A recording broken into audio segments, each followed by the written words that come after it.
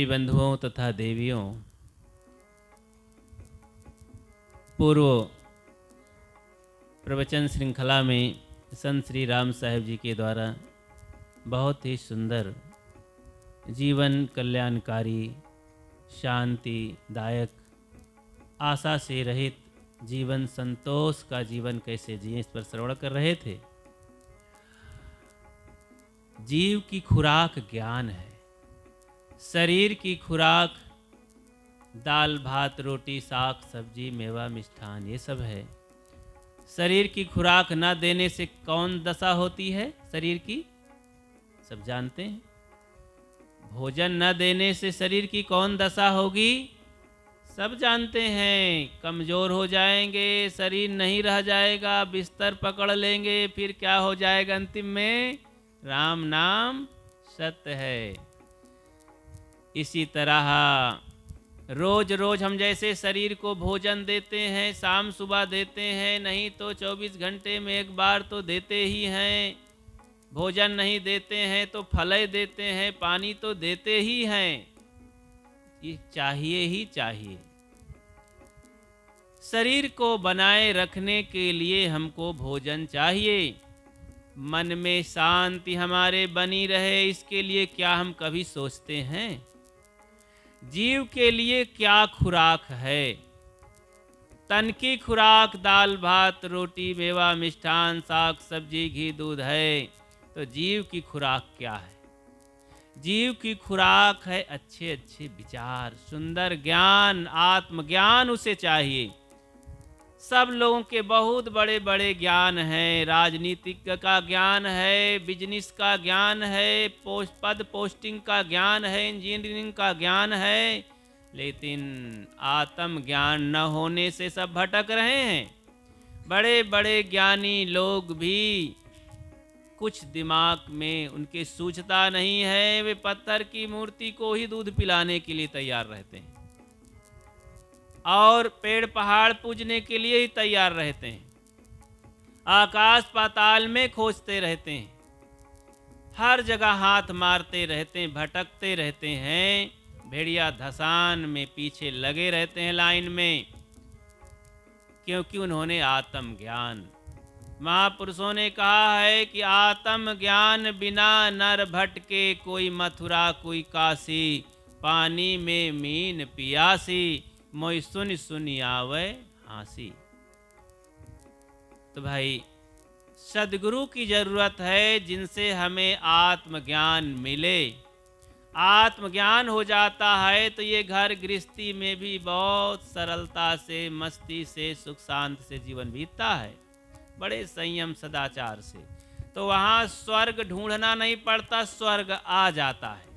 कैसे स्वर्ग आता है?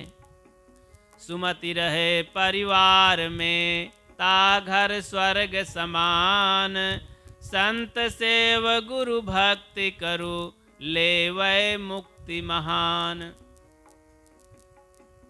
जिस घर में सुमति संगठन है, प्रेम है, सुमति, सु माने सुंदर, मति माने बुद्धि, जिसके पास सुंदर बुद्धि आ गई, सद्गुणों से संपन्न, विवेक विचार युक्त,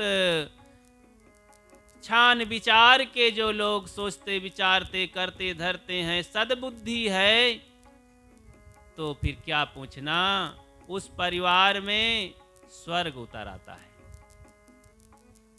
एक सेठ जी थे, सेठ जी 80 साल के बूढ़े हो गए थे, सपना देख रहे थे रात को, घर ऐसे जगमगाने लगा 12 बजे रात को। तो अरे कैसे हुआ, सपना में घर चमक गया, मानो उनकी आंखें खुली और देखा कि एक सफ़ेद ड्रेस में देवी भव्य बहुत सुंदरी खड़ी है और वो कहती है, बूढ़े सेठ मैं लक्ष्मी हूँ, लक्ष्मी आँख खोल मुझे देख, मैं तेरे घर से जाने वाली हूँ। बुढ़ा मानो सपने में हड़बड़ा के बैठ गया और हाथ जोड़ा, हे लक्ष्मी मेरे घर से क्यों जा रही है?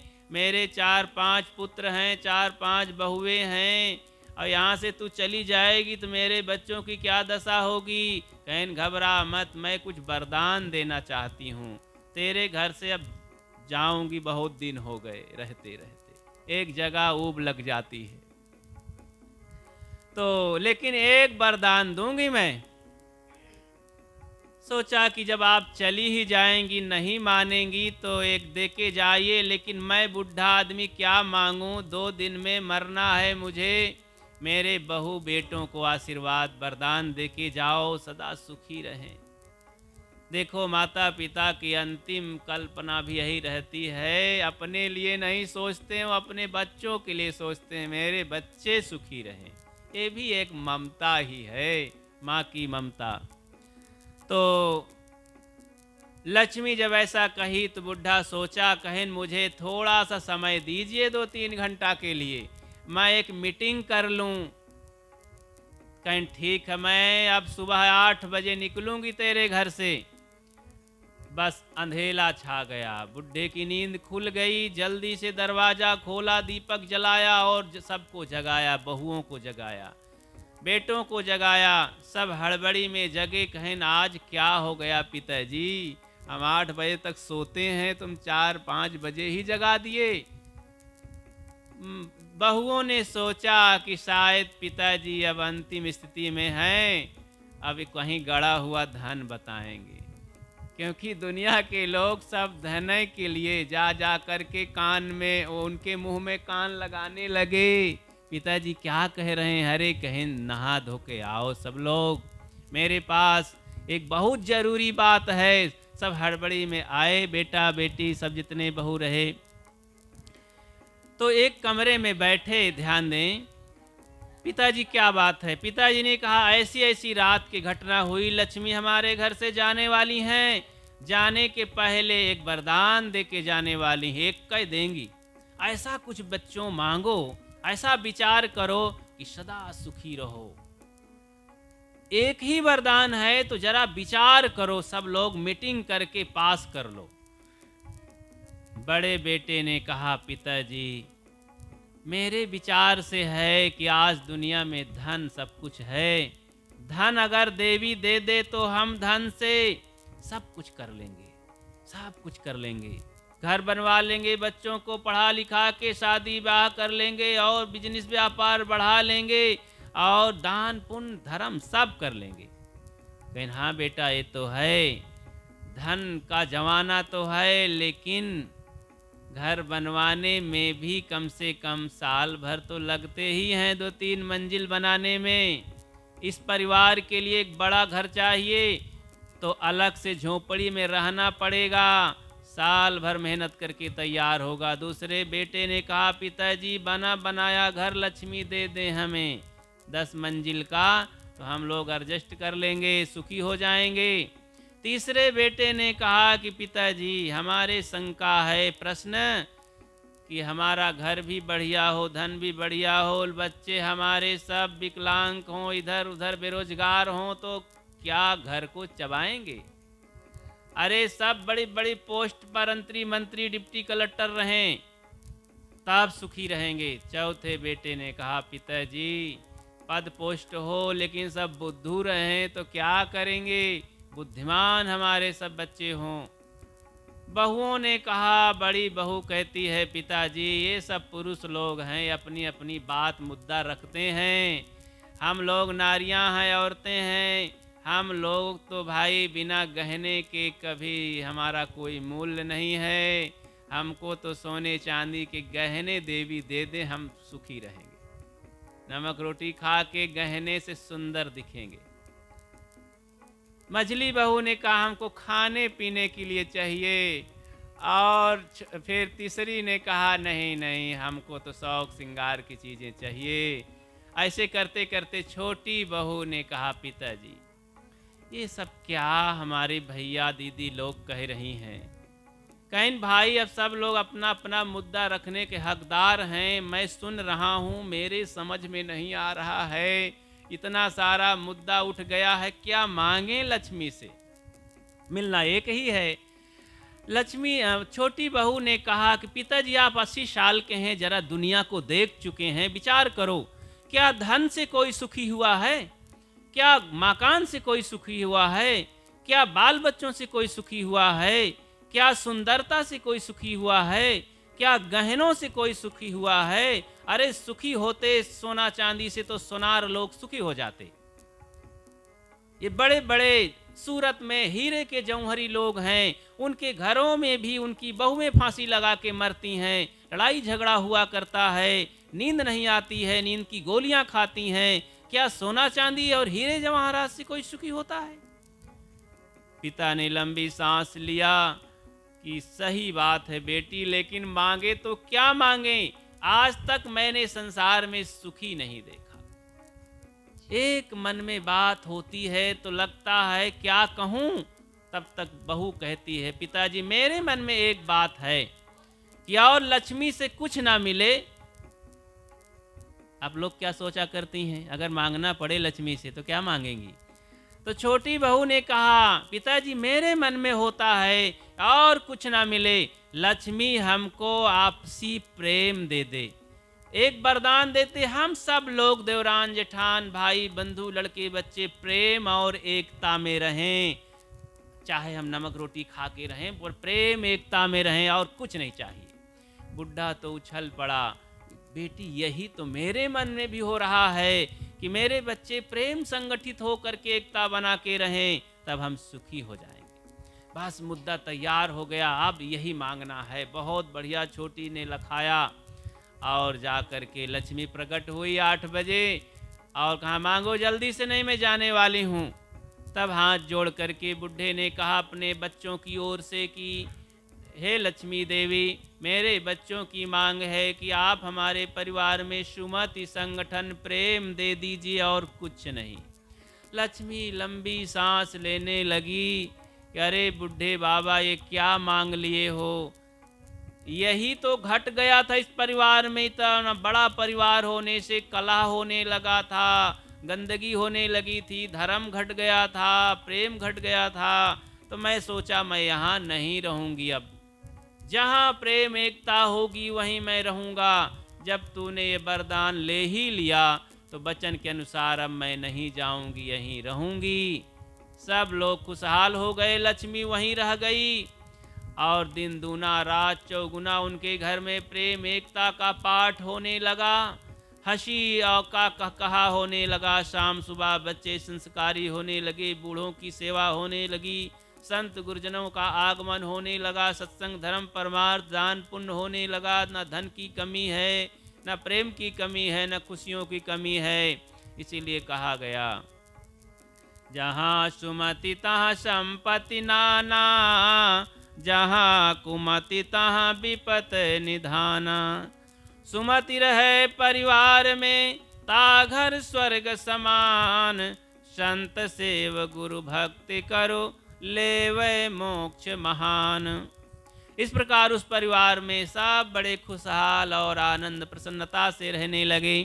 लेकिन बूढ़े बाबा का अंतिम समय आया तो बच्चों को एक उपदेश दे के गया कि प्रिय बच्चों बहुओं, मैं इस दुनिया से जा रहा हूँ, लेकिन एक काम करना, मेरी बात को ख्याल रखना कि ये मिल तो गया है, प्रेम से तो रह रहे हो, लेकिन ये बना रहे, क्योंकि प्रेम घटने लगता है।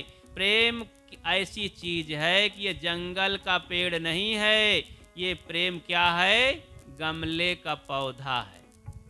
प्रेम गमले का पौधा है, गमले के पौधे को रोज पानी न डालो तो सूखने लगता है, और जंगल के पौधे में पानी डालने की जरूरत नहीं पड़ती है।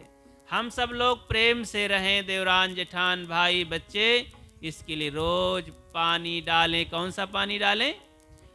प्रेम का पानी, सद्गुण सदाचार मीठी बाणी का पानी डालें, सहनशीलता का पानी डालें।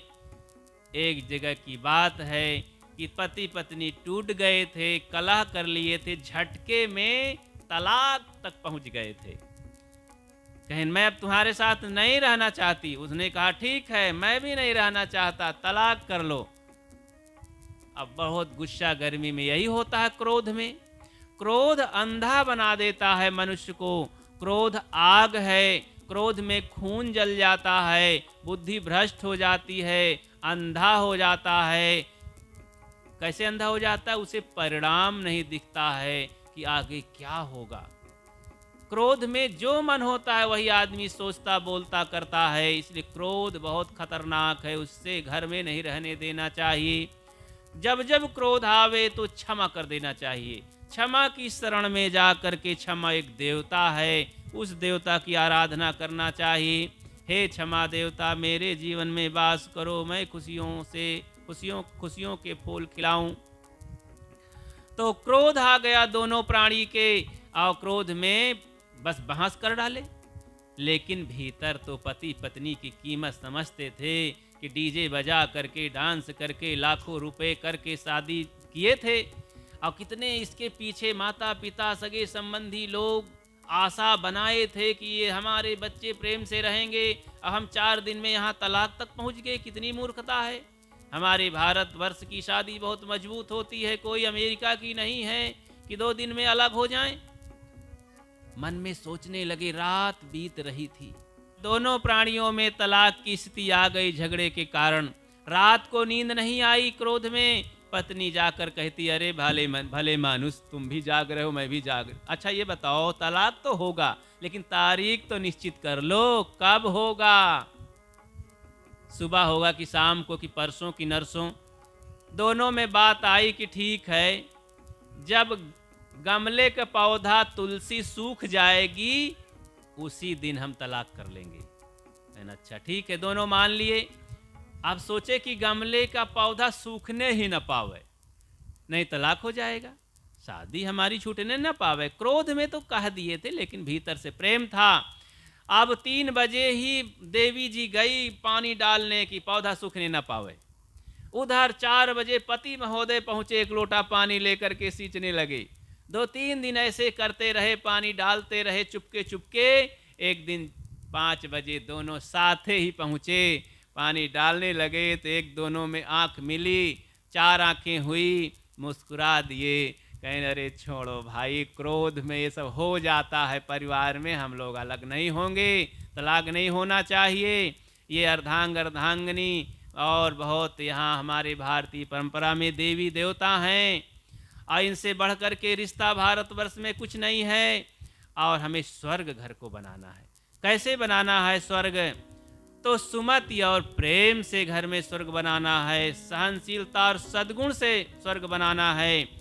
तो स्वर्ग कैसे बनता है? एक बार की बात है, जब महाभारत युद्ध हुआ था तो कितने लोग मारे गए थे? बहुत लोग मारे गए थे। कथा के अनुसार कितनी अक्षौणी सेना मारी गई थी। आज उतना भारतवर्ष में लोग नहीं हैं, इतने लोग मारे गए थे। काल्पनिक बात है, ये कह दिया जाता है। लेकिन जब महाभारत युद्ध हुआ तो महाराज कृष्ण बहुत बड़े उसमें मध्यस्थता करने वाले अग्रकर्ता रहे, दोनों पक्षों को देखते थे। तो जब जीत करके युद्ध मारे गए कौरवों के लोग, पांडव बचे, कुछ सेना बची, कुछ राजा महाराजा बचे, तो देवता लोग ऊपर से जब फूल बरसाए, ध्यान दीजिए, तो क्या हुआ कि कृष्ण ने कहा चलो भाई, युद्ध समाप्त हुआ तो थोड़ा बढ़िया शुद्धि, बड़ा पाप कमा लिए हैं, चलो गंगा स्नान कर लो। कहा जाता है गंगा स्नान करने से पाप कट जाता है लोगों का। हम तो नहीं ऐसा मानते हैं, लेकिन लोग कहते हैं। हम ये मानते हैं कि ज्ञान गंगा नहा लो प्यारे मना, दाग दिल का धुला लो प्यारे मना, ज्ञान गंगा नहा लो प्यारे मना। ज्ञान की गंगा में नहाने से पाप धुलता है, गंगा जमुना नहाने, नदी नहाने से पाप नहीं धुलता है। और संतों ने कहा भी है, मुद मंगलमय संत समाजू, जो जग जंगम तीर्थ राजू। तीर्थ वही जो कि पाप से तारत, पाप वही मन मध्य विकारा, सो सतसंगत तीर्थ सत्य है, दुर्गुण नासत लागे न बारा। तीर्थ वही है जो कि पाप को काट दे। तो वहाँ लोगों के अनुसार ज्ञानी लोग ऐसे कह देते हैं, लोगों भोले भाले लोगों गंगा नहा लो पाप कट जाएगा। ये तो पाप बढ़ाने का रास्ता है। अरे भाई, साल भर पाप करो, चाहे जितना हत्या पाप करो, एक दिन गंगा नहा लो, सब फुर हो जाएगा। ये कौन सी बात है? ये भगवानवाद और दुनिया भर का सरल नुक्सा, पाप हत्या, समाज में भ्रष्टता बढ़ाने का रास्ता है। तो इसलिए वहाँ पर ऐसा सोचे कि चलो नहा लेते हैं जल में, नदी में, वही साधन था। नहा नहा करके किनारे आए, बैठे, एक दूसरे से मिलने लगे। तो वहाँ पर ब्रह्मा विष्णु महेश और इंद्र भगवान और लक्ष्मी जी सब तीनों इकट्ठा हुई। बहुत सारे लोग, राजा महाराजा इकट्ठा हुए। तो लक्ष्मी बहुत सुंदर थी, ध्यान दीजिए माता जी, लक्ष्मी बहुत सुंदर थी। सुंदरता की ओर लोग आकर्षित हो जाते हैं। तो देखो सीता जी सुंदर थी, इसलिए रावण झपट पड़ा। ज्यादा सुंदर होना भी बड़ा झंझट है, पाप है। तो वहां लक्ष्मी सुंदर थी, तो इंद्र से रहाइश न हुई। वो भी बड़ा छलिया आदमी था, इंद्रजाल रचने वाला। उसने आ करके भीतर भीतर मोहित होकर कहने लगा कि हे लक्ष्मी महारानी, हरे 2 दिन के लिए चलिए ना हमारे यहाँ, अतिथि बन जाइए। कहें चुप रहो, तूने किस मुख से, कैसी हिम्मत हुई ऐसा कहने के लिए? तेरे घर में जाऊंगी। छली कपटी आदमी, नीच, तेरा चरित्र भ्रष्ट है, तेरे यहाँ कैसे जाऊंगी मैं? वो चुप सन्न रहा गया। सभा में उसकी इंसल्टी हुई। इतने में धर्मराज महाराज आए। युधिष्ठिर कहने, मैं तो धर्मराज हूँ, मेरे यहाँ चलिए महारानी। कहीं चुप रहो, कहीं का धार्मिक आदमी, जुआड़ी, तूने अपने पत्नी तक को बेच दिया, भाइयों को बेच दिया, सारा सत्यानाश करा दिया, तेरे यहाँ मैं जाऊंगी। धर्मराज भी बेचारे चुप रह गए। और फिर बलराम जी कृष्ण के बड़े भैया पहुंचे। अच्छा तो महारानी मेरे राजधानी में चलिए, 2 दिन ठहरिए, वहाँ दर्शन दीजिए। बलराम को भी फटकारती हैं, कहती हैं बिल्कुल शांत रहो, जुबान मत लड़ाओ, तुम शराबियों के यहाँ में जाऊंगी। क्योंकि बलराम शराबी थे, अपने परिवार में शराब पिला पिला करके महाराज कृष्ण के सामने सब कट मर गए थे। बहुत बड़ा कांड हुआ था उस समय। राजवंश, यदुवंश सब नष्ट हो गया था। इसीलिए शोकित हो करके उनके पिता वसुदेव चले गए और महाराज कृष्ण समाप्त हो गए। बहेलिया मार दिया, ध्यान लगाए जंगल में बैठे थे। बड़ी बड़ी घटनाएं देश में, इतिहास में अंकित हैं। तो लक्ष्मी सबको फटकार दी। तब इतने में एक देवता खड़े हुए। राजा, अच्छा लक्ष्मी जी बताइए। चलो कृष्ण जी को ही कह लेते हैं। महाराज कृष्ण खड़े हुए कि अच्छा लक्ष्मी जी आप बताइए, जाति कहाँ हैं आप, रहती कहाँ हैं आप? तब उन्होंने यही कहा था कि हे कृष्ण महाराज, जहाँ पर माता पिता की सेवा होती है, जहाँ पर बच्चों को संस्कार दिए जाते हैं, जहाँ पर अतिथि को देवता माना जाता है, जहाँ पर पति पत्नी प्रेम से रहते हैं, जहाँ पर गुरु संतों को भगवत स्वरूप मान करके भक्ति की जाती है, वहीं पर मेरा वास होता है। कुल मिलाकर के सुमति, सुमति, शील, 3 लोक की संपदा रही सील में आन। सदगुरु कबीर ने कहा है कि 3 लोक की संपदा शीलवानों के घर में रहती है, महासुख ही है। शीलवंत सबसे बड़ा, सब रत्नों की खानी, 3 लोक की संपदा रही सील में आनी। इसलिए प्रिय भाइयों बहनों, जीवन में सुमति, संगठन और प्रेम से बढ़कर कोई संपत्ति, कोई धन नहीं होता है। इसको अपने घर गृहस्थी में खूब कमाना चाहिए। सहनशीलता बढ़ा करके, दया बढ़ा करके, क्षमा बढ़ा करके, प्रेम बढ़ा करके, एक दूसरे से मदद करके, मेल मिलाप करके, स्वार्थ को जीत करके, मोह को जीत करके, प्रेम पैदा करके ये धन कमाया जा सकता है। बच्चे तो सब लोग पैदा करना जानते हैं, घर सब लोग बनाना जानते हैं, धन सब लोग कमाना जानते हैं। धन का कैसे उपयोग करना चाहिए, बच्चों को कैसे संस्कार देना चाहिए, बूढ़े बुजुर्गों को कैसे सेवा करना चाहिए, नहीं जानते हैं लोग। हमारे देश भारतवर्ष में पुरा काल में 4 ही देवता थे। कौन कौन देवता थे? अतिथि देवता, मातृ देवता, पितृ देवता और आचार्य देवता। ये 4 देवता थे। लेकिन पता नहीं कहाँ से पंडित पुजारी 33 करोड़ देवता लाकर बैठा दिए और भारतवर्ष गुलाम हो गया। 33 देवताओं के रहते रहते कोई कुछ ना कर पाए। अंग्रेज आकर, मुस्लिम आकर के, मुगल आकर के, पठान आकर के देश को रौंद दिए। 33 करोड़ देवता भी। जब हमारा देश आज़ाद नहीं हुआ था 1947 के पहले, तो भारतवर्ष में 32 करोड़ जनसंख्या थी। 1947 में 32 करोड़ जनसंख्या थी। देवता कितने रहे? 33 करोड़। 1 करोड़ देवता थे। फिर भी ये देवी देवता कुछ ना कर पाए अंग्रेजों का, मुसलमानों का, और देश का सब धन लूट लिए, सब रौंद दिए, मंदिरों को तोड़ दिए, माँ बहनों की इज्जत आबरू लूटे। ये भगवान कहाँ थे? देवी देवता कहाँ थे? हनुमान जी कहाँ थे? राम जी कहाँ थे? दुर्गा माई कहाँ थी? जो कि सबका हनन करते हैं राक्षसों को। देश लूटता गया और यहाँ 700 साल देश गुलाम रहा। 200 साल अंग्रेजों ने यहाँ गुलामी, सबको गुलाम बनाकर रखे, लूट ले गए, सब प्रकार से त्रास दी, सबको कुचल दिए लोगों को। और मुसलमानों के हाथ में 500 साल देश गुलाम रहा। ये सब कहाँ थे? इतने भारतवर्ष में भगवान थे। आज अभी देखो मणिपुर में बहन बेटियों की इज्जत लूटी गई, भगवान कहाँ छुपा था? एक लोगों के कारण खंभा फट गया था ना। किनके कारण? भक्त प्रहलाद को बचाने के लिए भगवान का खंभा फटा था। इतनी बहन बेटियों के साथ इज्जत लूटी गई। राजस्थान में 200 महिलाएं, 1200 महिलाएं, 2,000 महिलाएं, रानियां, सुंदरी पद्मिनी स्त्रियां आग में सती प्रथा के जमाने में कूद कर मर गई हैं कि हमारे शरीर में कोई हाथ ना लगावे, उस सती प्रथा के जमाने में। लेकिन भगवान द्रवित नहीं हुआ, खंभा नहीं फटा। तो भाई प्रश्न चिन्ह होता है, आज इतना आतंकवादी देश को आक्रमण कर रहे हैं, मारे काटे जा रहे हैं, हजार 100 लोग मार दिए जाते हैं, इतना घोटाला होता है, और धर्म चर्चा करने वालों के दिमाग में भगवान कुछ कर दे। ये करोड़ों देश का पैसा लेके भाग जा रहे हैं। कुछ तो भगवान करे, कुछ तो देवी देवता करें, कुछ तो ये धर्म अधर्म समझें। गरीबों का पैसा, लोग यहाँ कितने भूखे मर रहे हैं, उसके लिए सरकार कहती 5 किलो हम दे रहे हैं, और देश का हजारों गुना सब लूट के भागे जा रहे हैं सेठ साहूकार लोग विदेश।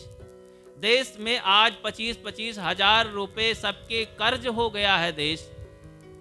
तो भगवान को दया करनी चाहिए। कहाँ भगवान को न्याय कुछ तो करना चाहिए।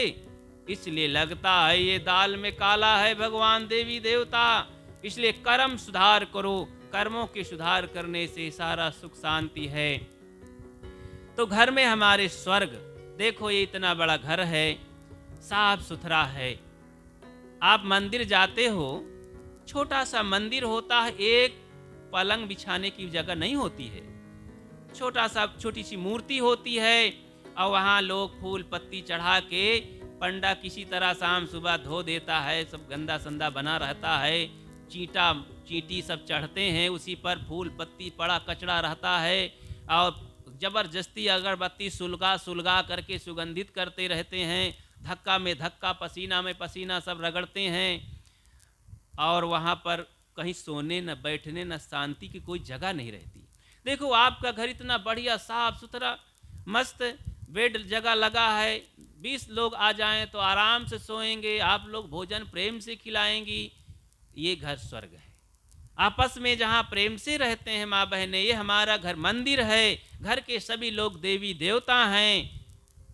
इससे बढ़कर के मंदिर और स्वर्ग देवी देवता कहाँ होते हैं। असली देवी देवताओं को हम पूजा आराधना करें, असली घर को मंदिर बनाएं। इसलिए एक कथा में कहा गया है, घर ही को मंदिर बनैबे, तीरथ हम काहे को जाबे, सास को गौरा ससुर महादेवा, पति को गणेश बनौबे, मंदिर हम काहे को जैबे, घर ही में तीरथ बनैबे, मंदिर हम काहे को जैबे, पाथर के देवता बोले न डोले, काहे को नेह लगौबे, मंदिर हम काहे को जाबे, तीरथ के पंडा जग भर मावे, उनहु से पैसा बचौबे, मंदिर हम काहे को जाबे, मात पिता गुरु भक्ति करबे, मात पिता गुरु भक्ति करबे, अजर अमर पद पैबे, भक्ति का मार्ग बनैबे, मंदिर हम काहे को जैबे। तो जो विवेकी समझदार ज्ञानी माँ बहने भाई लोग होते हैं तो चेतन देव की उपासना करते हैं, वो जड़ देवी उपासना में नहीं पड़ते हैं, विवेक जगाते हैं, उनकी आंखों से दिखाई देता है, विवेक जग जाता है। तो इसलिए हम सबको जागना चाहिए और प्रेम एकता का पाठ पढ़ करके घर को सुमत संगठन से युक्त करके बच्चों को संस्कार दे करके सुख शांति और स्वर्ग स्थापित करना चाहिए। ये घर हमारा स्वर्ग है, बैकुंठ धाम है, मंदिर है, तीर्थ है, इससे बड़ा क्या होना चाहिए। अपने मन को ऐसा शुद्ध करें। कबीर मन निर्मल भया जैसे गंगा नीर, पीछे पीछे हर फिरें कहें कबीर कबीर। सेवा भक्ति से जब मन शुद्ध हो जाता है तो क्या कहें, अलग कहीं जाने की जरूरत नहीं पड़ती है। कैसे शुद्ध होता है? एक बार की बात, दो बहुएं थी और दोनों आती जाती, कुछ दिन शादी हुए थे, बड़े प्रेम से रह रही थी। लेकिन एक दिन की बात कि बूढ़े बाबा उनके ससुर जी बैठे थे दरवाजे पर खाट बिछा करके और बड़ी बहू बर्तन मांज करके उठाई सब साथ में बर्तन, एक कांच की गिलास गिर गई फर्श पर और फट से फूट गई, खनखना के उधर बिखर गई। ससुर जी देखे और उनके मुख से निकल गया कि बहू रानी संभाल करके काम किया करो, गृहस्थी बड़ी मेहनत से जुड़ती है। बूढ़े लोग यही कहा करते हैं कि हम ही भर धन जोड़ना जानते हैं, बच्चे तो बस दूसरे का माल मलाई खाते हैं। तो ऐसा कह दी, इतना कही तो बहू को धक्का लगा कि 10 रुपए की गिलास है, इतना मैं मेहनत करती हूँ, सबकी सेवा करती हूँ और ससुर जी मेरे ऐसा व्यंग करते हैं कि संभाल के जिया करो, ये गृहस्थी बड़ी मेहनत से जुड़ती है। और उसके मन की बात अभी गई नहीं थी, भूली नहीं थी कि अभी आधा घंटा हुआ था कि छोटी बहू 5 किलो देसी घी कड़ाही में गरम कर रही थी रसोई में, और गरम हो गया था, तैयार हो गया था घी, और उठाई कि उसे हम डिब्बे में डालें टीना में। क्या हुआ कि अब फिसल गया पैर, कड़ाही इधर हुई, उसी चूल्हे में रसोई में बिखर गया घी, कड़ाही गिरी धड़ाम से, आवाज भड़भड़ाहट की हुई और ससुर जी भी दौड़े, सास भी दौड़ी। सास ने गले से लगा लिया बहू को, अरे मेरी बहू रानी, अरे चोट तो नहीं लगी बेटी? माँ चोट तो नहीं लगी, 5 किलो घी हजारों रुपए का नष्ट हो गया। अरे जाने दे घी। ससुर जी भी कहते हैं कोई बात नहीं बेटी, कोई बात नहीं, घबरा मत, जाने दे, मेरी बहू तो चोट नहीं लगी। अब बड़ी बहू को और सांप छू गया कि मुझे ऐसा कहते हैं 1000 रुपए का घी नष्ट हो गया तो उनको कहते हैं कोई बात नहीं, 5 रुपए की गिलास फूट गई तो कहते हैं बहुत गृहस्थी खराब हो गई। उसको क्या हो गया? मानसिक कष्ट हो गया। अब इधर छोटी बहू के हृदय में एक बहुत बड़ी बात समा गई, इतना चाहती है मेरी सास, ससुर जी मेरे इतना प्रेम देते हैं, सम्मान देते हैं कि कई हजार रुपए का घी गिर गया। अब आज के ज़माने में बढ़िया देसी घी तो भाई मिलता ही है, 800-900 हज़ार रुपये किलो घी, तो 5 किलो घी था। तो बहू के अंदर तो सास मानो प्रवेश कर गई हृदय में, समय से अब दांव ले गयो। अब इधर बड़ी बहू बीमार हो गई, मुझे तो कोई वैल्यू नहीं, मेरा सम्मान नहीं इस घर में, तो मानस रोग हो गया। मानसिक रोग सबसे बड़ा रोग होता है, इसकी दवा संत किया करते हैं। बहुत बड़े डॉक्टर वकील हकीम आए, लेकिन रोग पर रोग बढ़ता गया और वो बड़ी बहू पीली हो गई, रोग के मारे खाना पीना छोड़ दिया, बिस्तर पकड़ लिया। उसके ससुर जी, सास जी, सब घर के लोग, पति जी सब हैरान हो गए। इतनी सुंदर कमाल की बहू थी, इतना बढ़िया पवित्र जीवन जी रही थी, कैसे हो? मेरी बहू को जिंदा होना चाहिए। बस एक गांव के भगत जी सुने, क्योंकि हल्ला हो गया था कैसी बहू को रोग हो गया। एक भगत जी संत जी थे, सज्जन थे, बहुत ज्ञानी थे, आए क्या बात है, बताए सारी दशा। उन्होंने कहा मुझे दिखा दो अपनी बहू को, अकेले में थोड़ा मैं देखूंगा। अकेले में गए, देखे, बहू से सारी दास्तान पूछे, क्या बात हुई, कब से रोग चालू हुआ, कब से बीमारी चालू हुई। बहू ने सब बता दिया। उस संत जी ने, भगत जी ने पकड़ लिया। अच्छा ऐसी बात है, समझ गए। ससुर जी के पास आए उनके बहू के कि देखो मैं तुम्हारी बहू का रोग ठीक कर दूंगा, मैं जान गया कौन सा रोग है, लेकिन तुम्हें मेरे हिसाब से कहना पड़ेगा। अब मैं सुबह आऊँगा कुछ दवाई लेके बहाने, और तुम कहना कि अय भगत जी मेरी बहू को ठीक होना चाहिए, कितना भी पैसा लग जाए, चाहे घर बिक जाए, खेत बिक जाए, ज़मीन बिक जाए, तो यही कहना है बस, और बस ठीक हो जाएगी। तो बहू के पास बैठे ही थे, कहें भगत जी इधर आओ। तो गए, कहें क्या बात है, कहें तुम्हारी बहू ठीक हो सकती है, मैं दवाई करूंगा, लेकिन तुम नहीं कर सकते हो। कहें क्या बात करते हो, कैसे, कहें नहीं भाई बहुत खर्च लगेगा, तुम नहीं कर सकते हो बहू का इलाज। कहें मैं कर दूंगा, चाहे खेत बिकना बेचना पड़े, घर बिकना पड़े, लाखों करोड़ों लगा दूंगा। इतना सुनते ही बहू, अरे मेरे ससुर जी इतना चाहते हैं कि सांप बेचने को तैयार हो गए, मैं तो भ्रमित थी कि मुझे नहीं चाहते हैं, मेरा सम्मान नहीं करते हैं। बस फिर क्या हो, तो वो उसी समय से ठीक होने लगी, उसका भ्रम निवारण हो गया भगत की युक्ति से, संत की युक्ति से।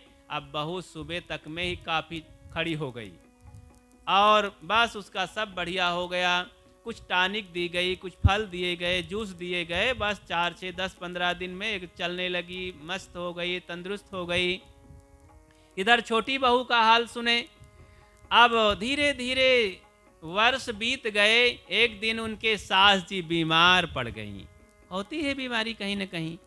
सास बीमार पड़ गईं तो क्या हुआ कि बीमारी बढ़ती गई। छोटी बहू सेवा करती रही। सास खुश थी, तो इतना बीमारी बढ़ गई कि ठीक होने का नाम नहीं। माता जी खाट में लेट गईं और लैटरिंग होने लगी। कहाँ तक बहू उठावे धोवे, खाट काट दी गई, खाट के नीचे बर्तन रख दिया गया, वहीं लैटरिंग हो जाती, वो धो देती। पूरा घर थोड़ा बास गंदी हो गई, कपड़े भी बराबर साफ करती, इत्र छिड़कती, घर में कपड़े बदलती। अंतिम में बहुत दशा खराब हो गई। लगा घर में कि अब ये सास हमारी नहीं रहेंगी, अंतिम सांस ले रही हैं। उस बहू ने अपनी मम्मी को बुलाया, मम्मी पास में ही थी, थोड़ी कुछ किलोमीटर दूर। आओ अपनी समधिन को देख जाओ, अंतिम सांस, अंतिम दर्शन है। सास जी आई, देखी उनकी समधिन कि मेरी बिटिया सेवा कर रही, मेरी समधिन की बड़ी बुरी दशा है, और इतना मलमूत्र साफ कर रही है मेरी बेटी। मन में खुश होती कि चलो अच्छा है। चुपके से बुलाई अपनी बेटी को, कहो बेटी इधर आओ, जब तुम सास की सेवा करती हो, मलमूत्र धोती हो, कपड़े धोती हो, जमीन धोती हो, उसको नहलाती हो, तुम्हें बदबू नहीं आती है? तब बड़े गर्व से बहू कहती है उसकी बेटी कि माँ तुम ऐसा कहती हो? अरे मैं जब सास की सेवा करती हूँ, कपड़ा धोती हूँ, तो मुझे घी की सुगंधी आती है, घी की। चौंक गई कि अरे घी की सुगंधी कहीं आती है गंदगी में? कहीं हाँ हाँ, क्या मैं उस दिन को भूल जाऊं जिस दिन 5 किलो घी जमीन में गिर गया था? यही सास थी कि मुझे सीने से लगा कर कही थी कि बेटी को मेरे चोट तो नहीं लग गई, कि इतना मुझे सम्मान दिया था, हृदय से छाती से लगा करके किया था प्यार इसने। यही सास थी, क्या मैं भूल जाऊं? आज परिस्थिति गड़बड़ हो गई है तो क्या मुझे बदबू आएगी? मुझे घी की सुगंधी आती है, वही बराबर घी याद आता है कि इसी माँ ने मुझे कितना प्यार दिया था, कितना संभाला था। उसकी मम्मी, निजी मम्मी से जिसने पैदा किया था उस बेटी की, बहू की, उस मम्मी के आंखों में आंसू आया और उसे सीने से लगाए, धन है बेटी, मैं अब आज खुश हूँ कि तुझे मैंने पैदा करके दोनों कुल में मैंने सुख देख लिया। तू मेरे यहाँ जब तक थी मेरी बेटी, तो घर को रोशनी कर दिया था। तुझे पैदा करके तेरे पिताजी, तेरे भैया जी और मैं सब लोग खुशहाल थे। जिस दिन तू विदाई करके आई थी ससुराल में, हम सब लोग रो पड़े थे, घर हमारा सूना हुआ था। और तूने ससुराल में आकर के ऐसा काम किया है अपने देवरान जेठान सास के साथ कि जिस दिन अगर तू जाएगी तो तेरे परिवार में सब तू तेरे कारण रोएंगे।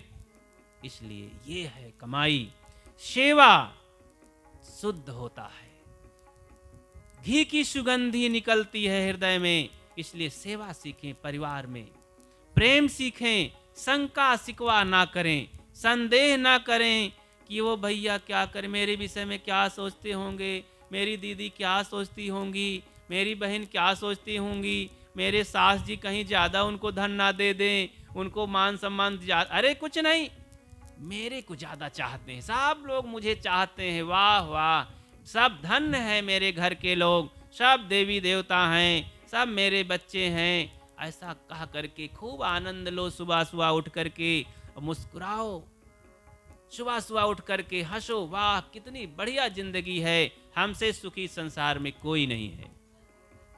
तो सुमति रहे परिवार में, ता घर स्वर्ग समान, संत सेव गुरु भक्ति करो, ले वै मुक्ति महान। तो इस प्रकार सुमति प्रेम से रह करके, संत गुरुजनों की सेवा करके, माता पिता की सेवा करके, धर्म परमार्थ सद्गुण की कमाई करके सदा के लिए जीवन को सार्थक बना लेना है।